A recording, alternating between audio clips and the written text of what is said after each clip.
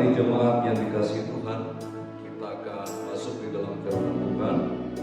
Dan saya mengajak kita untuk tundukkan kepala, kita satu dalam doa. Kita bermohon kepada Tuhan agar supaya Roh Kudus menuntun dan memberikan pencerahan bagi kita melalui firman Tuhan yang kita akan dengarkan bersama-sama. Kita berdoa. Kami sangat bersyukur kepadamu ya Tuhan. Kembali pada saat ini kami ada di hadapan-Mu.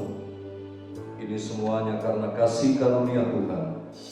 Kami masih di dalam konteks pelayanan live streaming, dan kami percaya bahwa esensi ibadah tidak berkurang, tetapi kami justru semakin lebih meningkatkan kualitas rohani kami di dalam pelayanan ibadah seperti ini.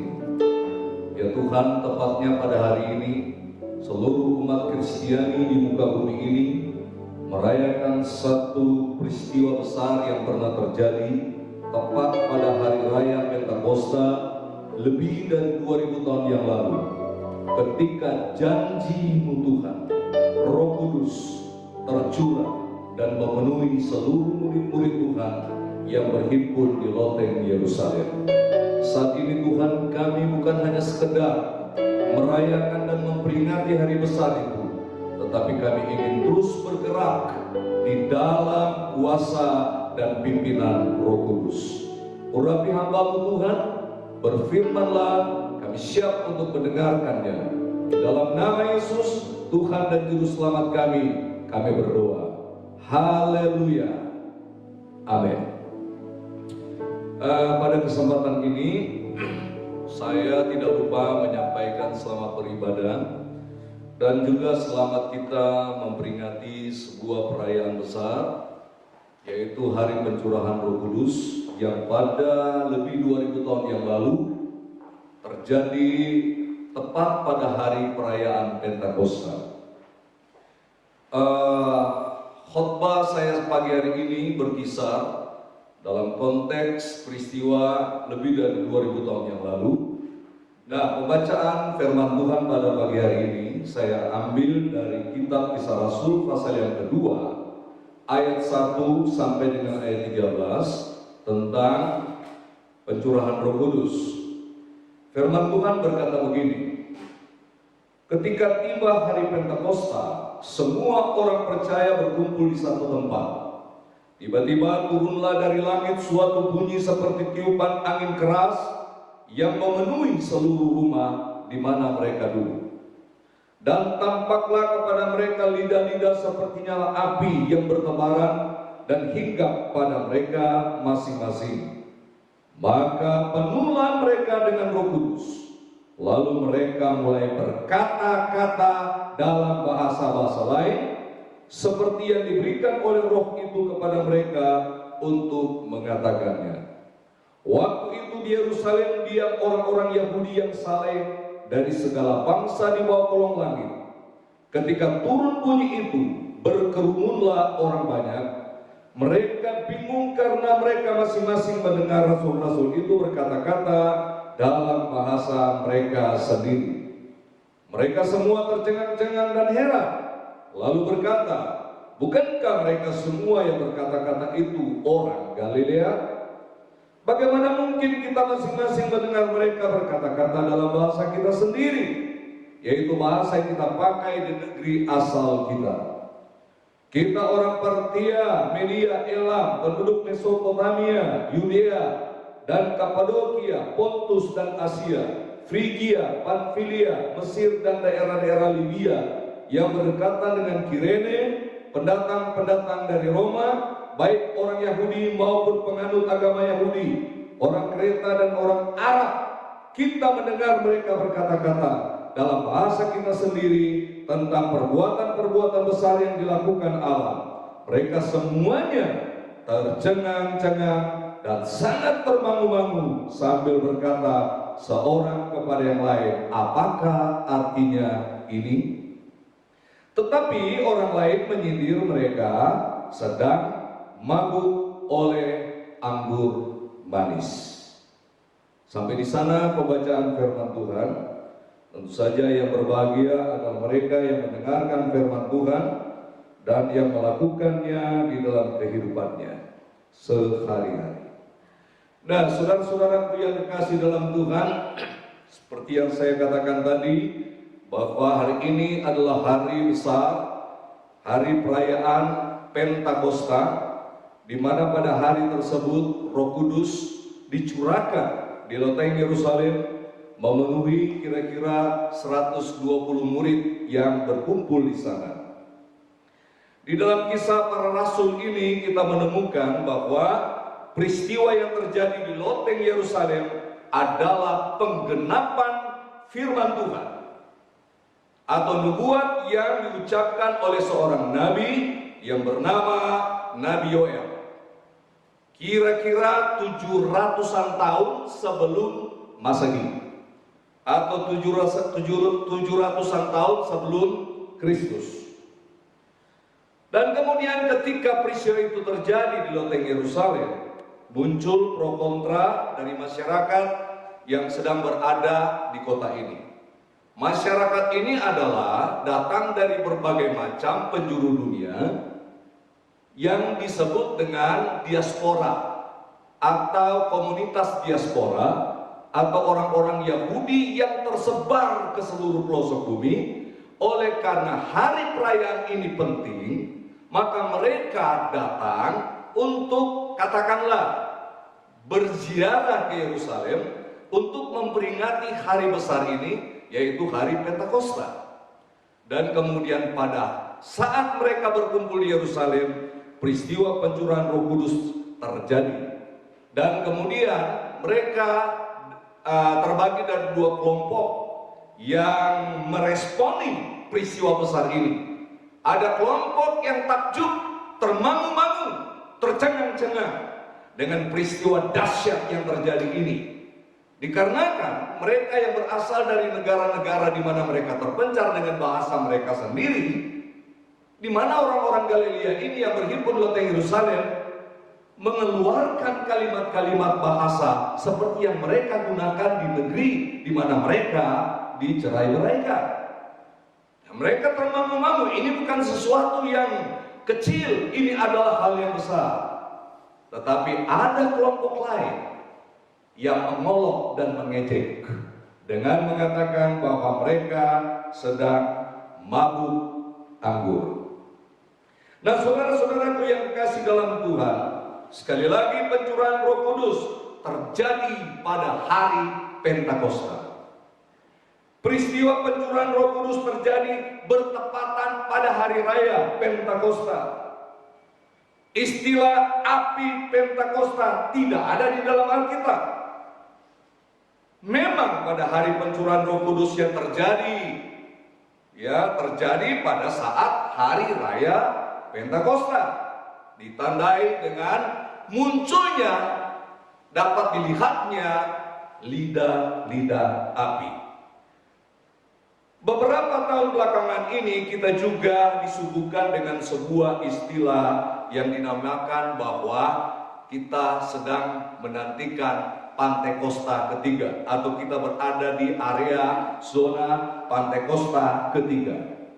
Pertanyaan saya, kapan Pentakosta kedua terjadi? Saya tidak pernah baca dalam sejarah gereja dan dokumen lainnya bahwa pernah terjadi Pentakosta kedua.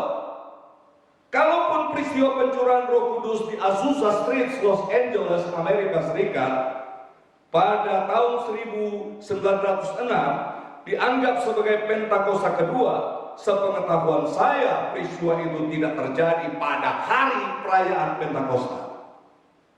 Peristiwa Azusa Street di Los Angeles, Amerika Serikat terjadi pada Senin 9 April. Peristiwa apakah yang terjadi di sana? Semua orang dalam seluruh kegiatan mereka, mereka yang sedang mengerjakan pekerjaan di kantor, mereka yang sedang berada di jalan raya, berjalan kaki, di pasar, di toko-toko, sedang mengemudikan kendaraan umum, ada di kendaraan umum, semuanya tiba-tiba mereka dipenuhi oleh Roh Kudus. Mereka berkata-kata dengan berbagai-bagai bahasa. mereka bersenolali dan berglosolalia. Ini yang terjadi di Azusa Street tahun 1906 tepat pada hari Senin 9 April. Dalam kalender gereja perayaan Pentakosta sering dilaksanakan pada hari Minggu.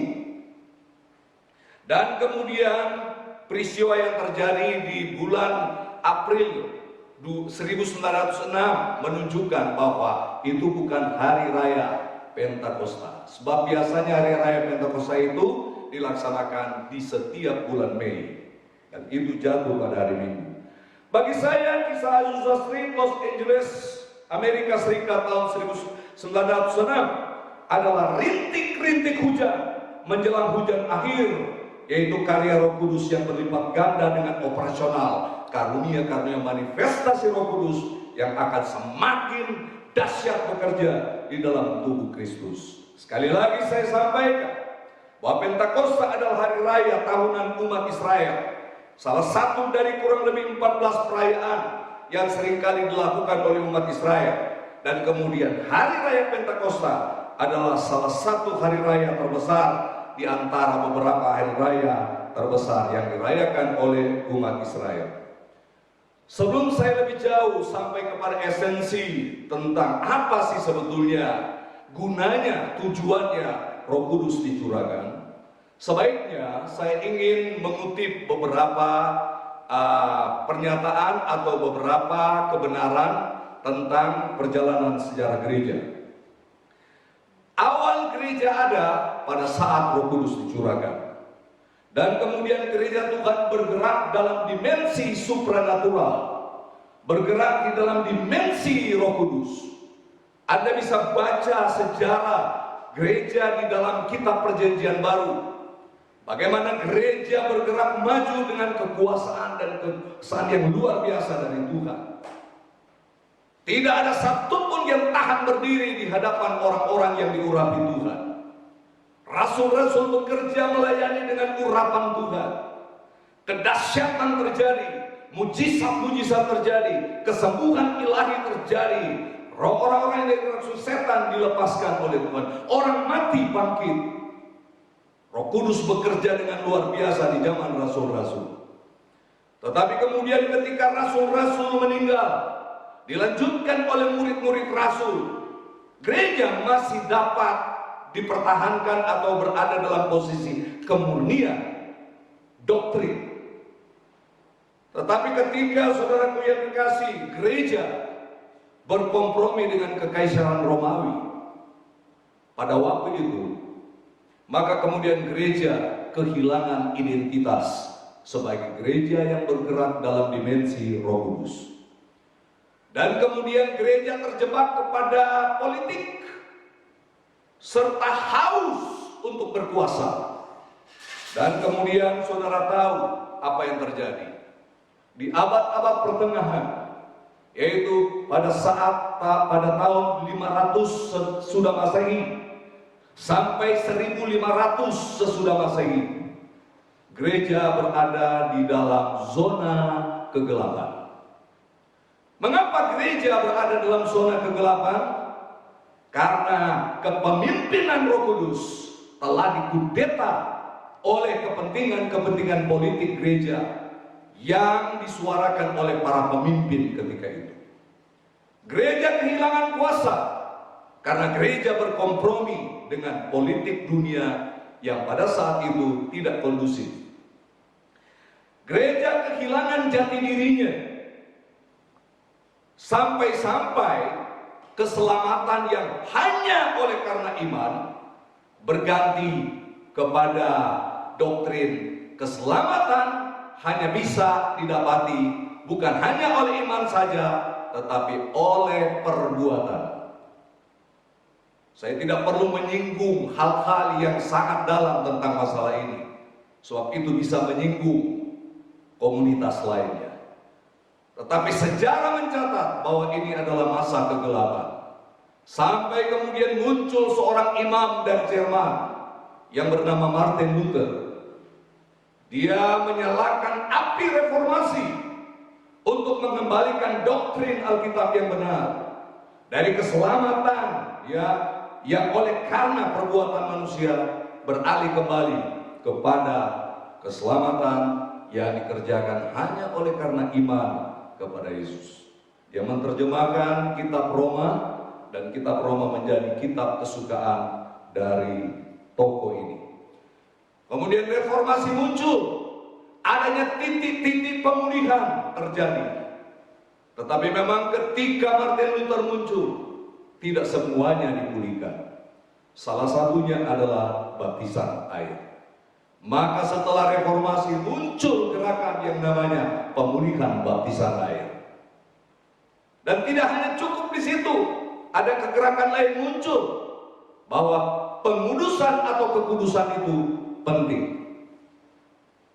Ya, gerakan baptis dan kemudian muncul gerakan metodis di dalam penekanan pada kekudusan. Dan tepatnya pada tahun 1900-an awal, peristiwa yang terjadi di Azusa Street, Los Angeles, Amerika Serikat, tanggal 6 April itu memberikan sebuah gempuran surgawi yang dahsyat untuk mengingatkan kembali gereja Tuhan bahwa Roh Kudus adalah maha penting dalam perjalanan gereja Tuhan. Tanpa pimpinan Roh Kudus, gereja Tuhan akan hancur. Gereja Tuhan akan mati. Salah satu bukti di gereja-gereja awal ada kegerakan pertama, Asia Kecil dan Eropa digempur habis-habisan oleh Injil yang di dalamnya kuasa Roh Kudus bekerja.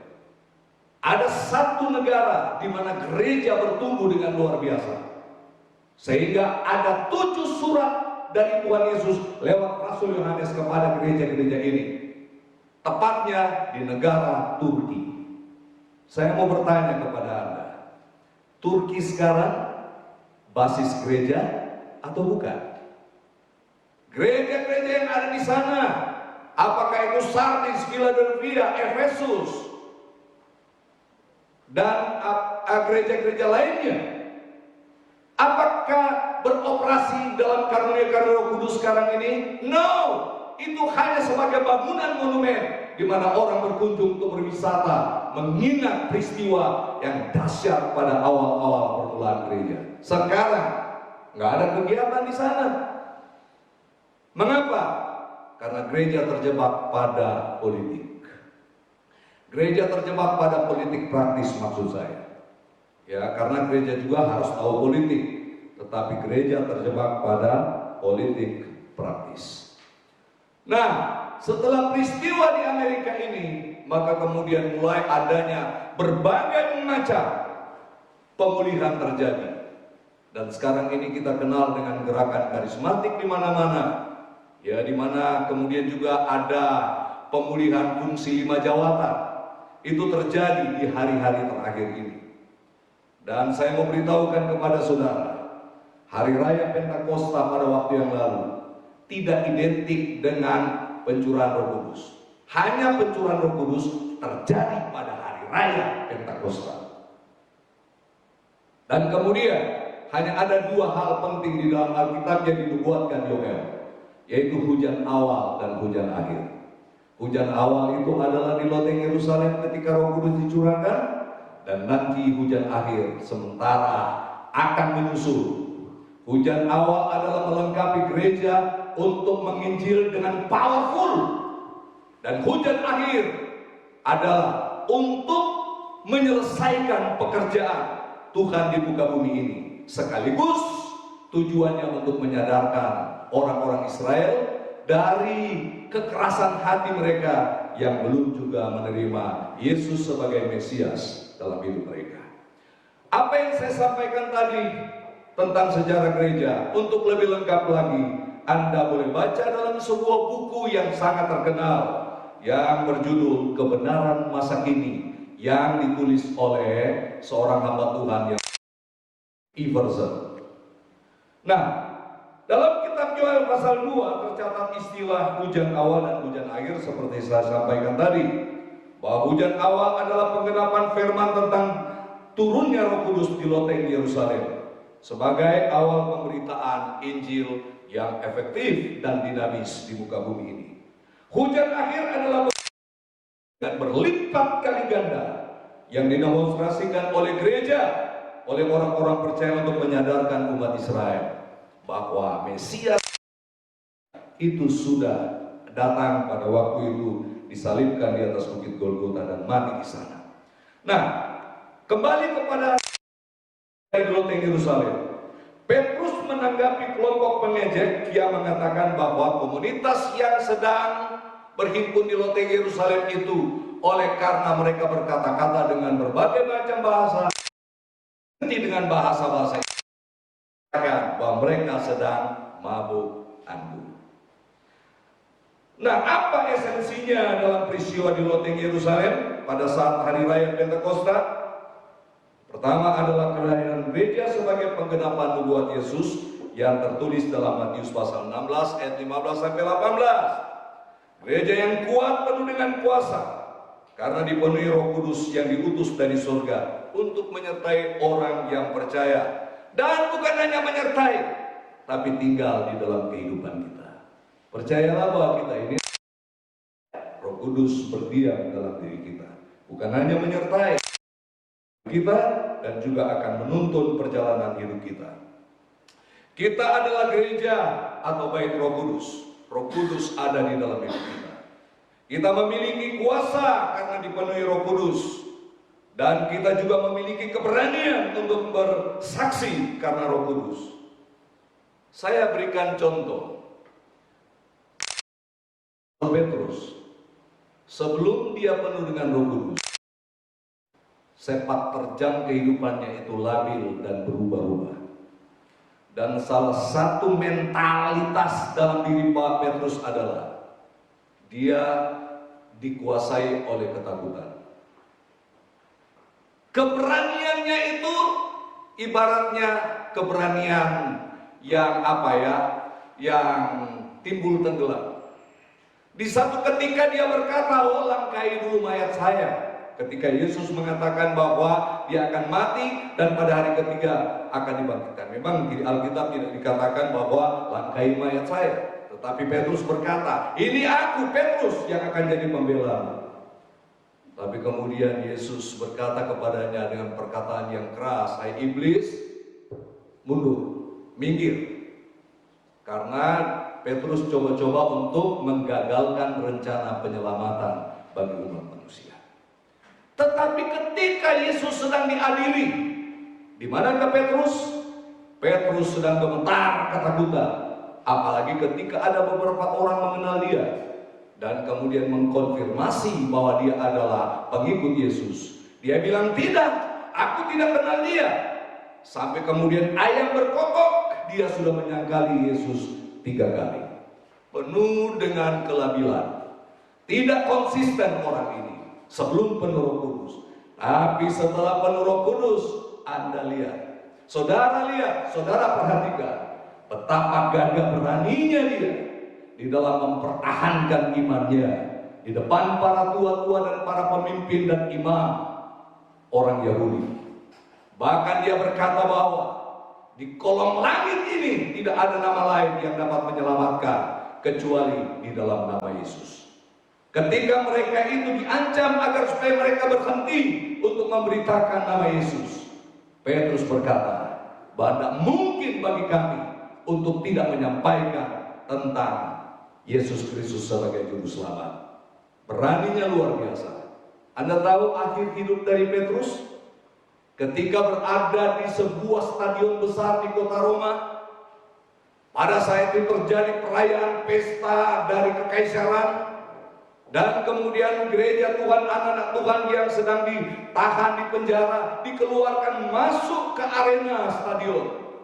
Dan pada saat itu binatang buas, harimau, singa dilepaskan, dan gereja umat Tuhan pada waktu itu dicabik-cabik oleh binatang buas. Tapi gereja Tuhan pada waktu itu hanya memuji Tuhan. Petrus kabur meninggalkan tempat itu. Ketika berada di luar kota, maka tiba-tiba ada suara datang kepada Giovanni del Domine, "Mau kemanakah kau, hamba Tuhan?" Lalu sadarlah Petrus Dan Petrus kembali dan dia berkata, ini aku, boleh aku disalibkan, tapi jangan seperti Yesus. Aku harus disalibkan, kepala di bawah, kaki di atas. Dan Petrus mati syahid dengan cara disalibkan, kepala di bawah, kaki di atas. Ini hebatnya orang-orang yang dipenuhi oleh Roh Kudus. Gereja akhir zaman, semua kita yang ada di sini, mari izinkan kita, hidup kita dipimpin oleh Roh Kudus.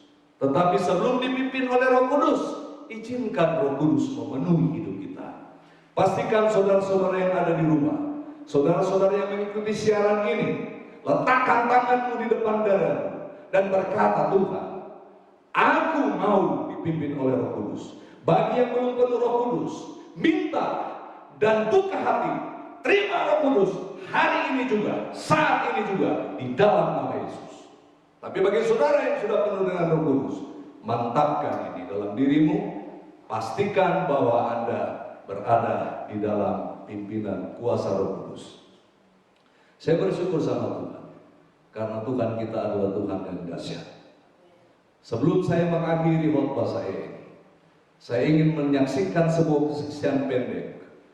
Itu kurang lebih pada tahun 80-an awal, sudah lama sekali. Ketika saya ditugaskan mengembalakan pelayanan di Tanjung Priuk, saya tinggal di Mangga Besar, di rumah kontrakan di Mangga Besar. Saya belum punya motor, apalagi mobil.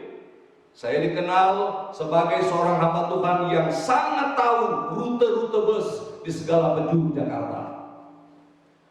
Dan saya dari Mangga Besar menuju Tanjung Priuk, saya harus melewati stasiun Senen, terminal Senen.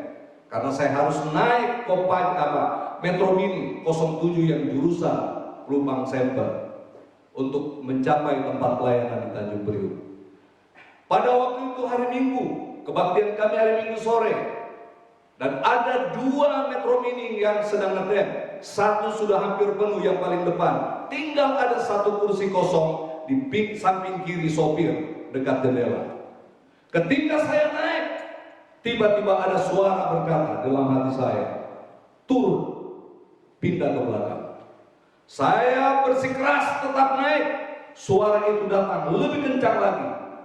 Saya turun, tapi saya naik ulang. Dan kemudian suara itu datang dalam bentuk audible di dalam telinga, di telinga saya. Dia berkata, turun, pindah di Metro Mini yang belakang. Saya sedikit mengomel pada waktu itu. Saya bilang, aduh, saya nggak mau terlambat karena gaya pelayanan saya adalah gaya tepat waktu. Dan sekarang before time. Dan akhirnya saya dengan agak sedikit menggerutu, saya pindah ke Metro Mini belakang. Saya dalam hati saya berkata, jam berapa saya sampai di Priuk? Dan ketika saya pindah ke belakang, Metro Mini depan yang sudah penuh penumpang keluar dari tempat dia ngetem. Waktu dia keluar, aneh, ada PPD, mobil bus besar dan kecepatan tinggi di dalam terminal karena memang sepi terminal. Dia naik dan kemudian bus ini menghantam bagian depan dari Metro Mini dan ringsek tempat kosong di mana saya tadinya duduk di sana. Seandainya saya bandel, mungkin saya mati. Tetapi puji Tuhan, saya rupanya walaupun dengan terpaksa saya pindah, Tuhan selamatkan saya.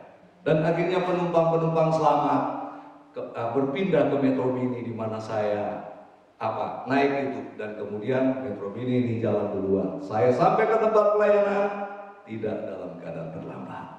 Saya mau beritahu, pekerjaan siapakah itu? Roh Kudus.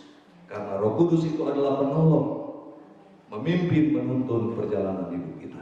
Betapa pentingnya Roh Kudus dalam hidup kita. Hidup kita. Roh Kudus, kau hadir di sini.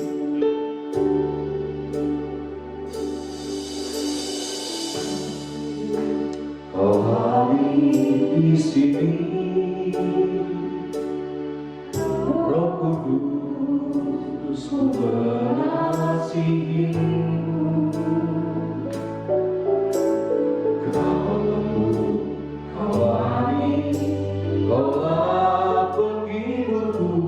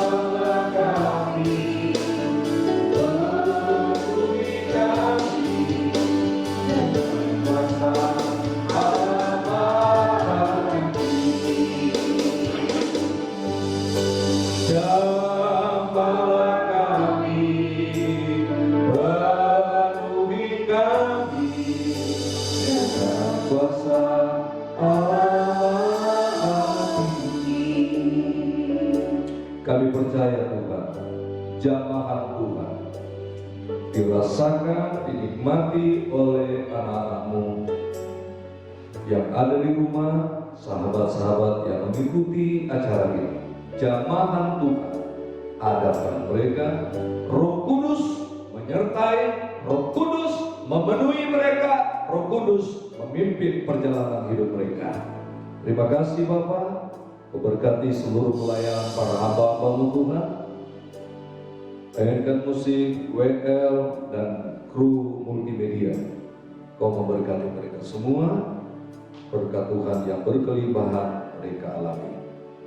Tuhan Kau terus pimpin sekali lagi kehidupan kami, supaya kami semakin cemerlang di hadapan-Mu. Kami mengandalkan Tuhan. Zaman sekarang adalah zaman Roh Kudus. Roh Kudus memimpin perjalanan hidup gereja Tuhan. Terpujilah nama-Mu Tuhan kekal selama-lamanya. Saat yang dikasih Tuhan, arahkan hidupmu kepada Tuhan, terimalah berkat daripadanya. Tuhan memberkati engkau dan melindungi engkau.